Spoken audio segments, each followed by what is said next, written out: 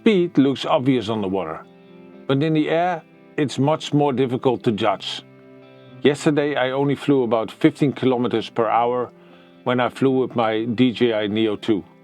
So here today by the Rhine, I will test how it actually can fly when I fly with my DJI controller, and whether this speed still looks cinematic. First I switch the controller readout to kilometers per hour, so we can actually see what's happening, because when you're up in the air, speed often looks slower than it really is.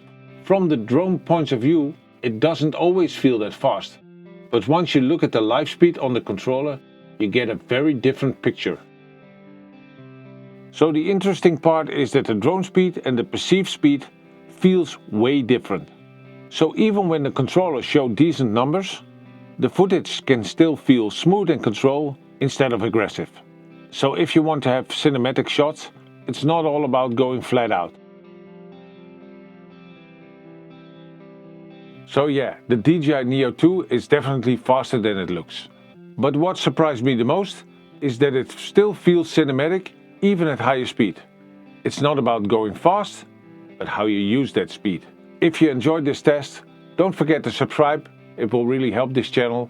And let me know, do you really like fast or cinematic shots?